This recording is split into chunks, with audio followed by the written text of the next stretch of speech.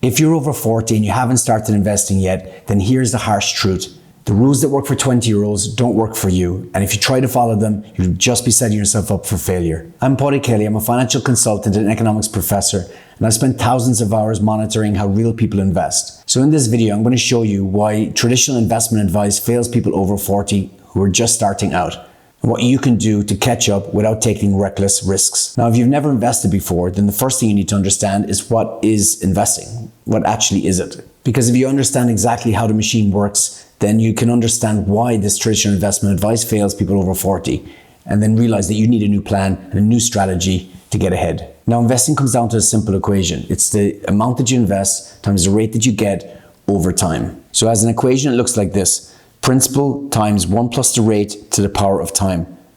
As you can see straight away, there are three variables here. Principal, which is the amount you invest at the start, or, which is the rate of return, so what percentage that investment grows by, and T, time, which is the duration you hold the investment for. But here's the problem.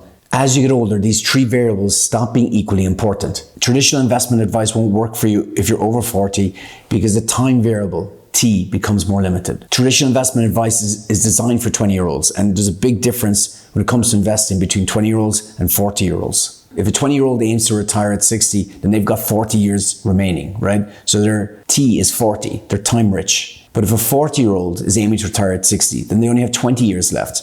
So their T is 20, so they're time poor. This 20-year difference has irreversible effects over time, and it quietly forces older investors into a disadvantage. Let's check out an example to solidify this. So there's two guys. The first guy is 20 years old and invests $10,000 in an S&P 500 ETF at an average rate of return of 10%. So after 40 years, this guy returns $452,500 approximately. Now the second guy is 40 years old, and he also invests $10,000 in an S&P 500 ETF at an average rate of 10%. But after 20 years, this guy will only return $67,000. The 20-year-old returns around 6.7 times more than that of the 40-year-old. Let that sink in for a second. It's a massive difference. The reason why this difference is so big is because of compounding, right? Because every year adds more value than the year before. This is the point of compounding. And this is why the difference is so big. So basically, as a rule of thumb, you could think of it like this, right? Your investment has a duration, right? 20 years, 40 years, whatever it is. And the first phase, the first half of that time horizon, right? You tend to see about 20% of the returns. And in the second half of the time horizon, you see about 80% of returns. That's the point of the exponential curve. So when you increase time, so basically you're investing for a longer period of time, then you shift the curve to the right and up. And this is what creates significantly greater returns. At first, not much happens, and then later, everything happens. The longer you can delay, the longer you can wait, the more these investments increase in value, and the simple truth is, a 20-year-old can wait longer than a 40-year-old. So what it comes down to is that if you're over 40, then you're time poor, and this is a massive disadvantage. Now, being short on time is an unchangeable problem. You can't go back 20 years and start investing. But just because it's an unchangeable problem doesn't mean there isn't a solution. So let's look at our options. Now, what a lot of professional advisors might ask you to do or recommend you do in this specific case is to invest in riskier assets, right? So make up for lost time. So you can invest in riskier stocks or cryptocurrency or things like that. The idea being that is if you get a higher rate, then it reduces the time frame in which you get to the point you need to get to. Basically, you get higher returns over a shorter time frame. Now, you may have even thought about doing this yourself, but to be honest with you, there's a trap here. You got to be careful. Now, it's very tempting to focus on the or variable. In fact, a lot of older people who don't know a lot about investing, this is exactly what they do. This is why they take up trading currencies or investing in cryptocurrency. They're hooked by higher returns, and because they know they're time poor, they're incentivized to try these investments. Now, pro investors call this reaching for yield, which just basically means chasing returns. And it's pretty easy these days because investing is pretty much being completely democratized. So anyone can buy any stock or any other investment really for as little as $1. But the thing to understand here is that yes, higher risk does come with higher return, but it also comes with bigger price swings. For example, a lower risk investment might range from 5% loss to 5% gain, while a high risk investment might range from a 25% loss to a 25% gain or even more. Therefore, as a 40-year-old, if you aim for higher returns, at some point you're likely to take a big hit you may not have time to recover from, unlike someone half your age. So your risk of ruin is much greater. The problem isn't just losing money, it's being forced out of the game entirely. Therefore, if you focus on the return, this very strategy that its whole goal is to help you catch up, can be the very thing that knocks you out of the game and means you don't hit your goals at all. So what it comes down to is this. If you're over 40, you're time poor. And if you're time poor, then you simply don't get to play the game long enough because you have to voluntarily check out of the game too soon before compounding really starts working. But being time poor also incentivizes you to chase higher returns. Therefore, this increases the risk of ruin, which can involuntarily force you out of the game too soon. So if time works against you and chasing returns increases your risk, there's only one lever left to pull. So what this means is that if you're over 40, then you shouldn't focus on tea time and you shouldn't focus on R returns, that there is another lever to pull, and that's P principle. When you've been watching other investment videos and thought, this isn't for me, I'm not young enough, then this is the solution you've been looking for. So P basically stands for principal, which is the initial investment that you make. Now, of course, you never want to put yourself in a position where you invest more than you can afford. You need to meet your obligations and live your life.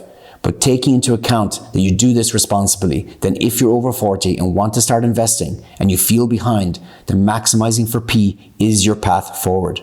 So think of it like making a snowball. So if you want to make the biggest snowball, there are 3 variables to consider. The size of the snowball you start with, P, the length of the hill, T, and the steepness of the hill, which is R. Now you can't change the length of the hill and you don't want to change the steepness of the hill too much. So what's left is the size of the snowball that you begin to throw down the hill in the first place, P. It's how much you initially invest. A bigger initial snowball will gather more snow than a smaller snowball on the same hill.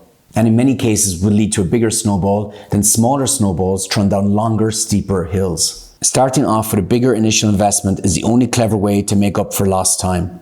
Once you understand this, investing stops being confusing and starts feeling controllable. The reality is that if you're over 40 and you're only starting to invest now, then you need to take a bigger swing if you want to hit your financial goals. When you increase P, when you increase your initial investment, then you take a bigger swing.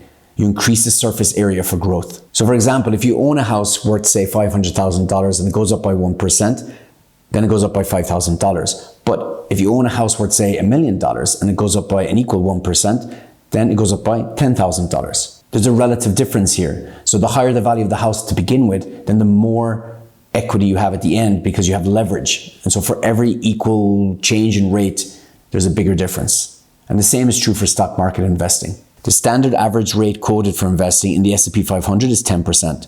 So let's say you start your investment journey with $10,000 and it goes up by 10%. Then your return that year will be $1,000.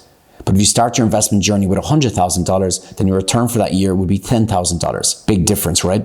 So basically, if you invest more, you get more. But there are a couple of other positive outcomes from maximizing P. So when you're maximizing for R, you're speculating, right? The probability of success isn't very high. Lots of investments and lots of stock and CEOs promise that their companies are going to go up by 10%, 20%, 15%, whatever it is, and they often don't. So the probability of maximizing for R is actually quite low. However, if you focus on P, maximizing for P, then the probability of success is 100%. Because if you increase your initial investment, say from 5,000 to 10,000 or 10,000 to 20,000, whatever it is, then naturally you'll do better. It's just physics. If you start with a bigger snowball, it'll be a bigger snowball at the end. So there's a 100% probability, 100% chance that this will make a difference. The other massive advantage is that by front-loading P, by maximizing for P, then you sort of skip those years where nothing really happens on the curve. So an exponential curve is like this, right? And for the first few years, you don't see a lot happening, like we talked about earlier. But if you maximize for P, then you kind of skip that part. You immediately go to the phase where something happens. Because again, a 10% return on 50,000 is very different to a 10% return on 100,000. You skip right to the part where you start to see the value of investing. And this is very motivating, keeps you interested, and it keeps you consistent. So look, if you're over 40 and starting to invest, then first of all, I applaud it. It's a good idea. And of course, if you haven't done it before, then you feel nervous and you feel unsure and you're confused about what to do. Especially when you see a lot of the other videos and investment videos and financial advice videos, which talk about compounding for 40, 50 years. And it just doesn't relate, right? It's not specific to you. But investing at a basic level, at a real person level, is actually quite easy. It's not rocket science. And so you can do it. You just need to start. And the people who get it right, even if they're older, aren't smarter than you. They're just figured out the right strategy forward. They look at those variables and they pick the one in which they can maximize, which relates to their particular circumstance. So again, if you're younger, you maximize for T, time. But if you're older, you need to focus on P, principle. Look, this traditional advice focuses on people who are 20 years old and who will have sort of linear lives, right? They'll start a career, study, start a career, and then grow their income over time. But life's changing these days. People are getting married later. They're opting to travel instead of work, these kinds of things. So starting investing later is now becoming quite common. And there are strategies forward. You just then have to pick the right strategy. And focusing on time is not the right one. You need to focus on principle. So I'm going to create other videos on how you can maximize that principle, so watch out for that. But for now, this is a learning lesson. The goal of this video is to break down investing into 3 simple variables that you can understand, and then can demonstrate the mechanics of how investing works. And so that you yourself can see that from here, there are paths forward. There is a way in which you can understand investing and apply strategies in your life to your age, so that you can hit your financial goals in the future.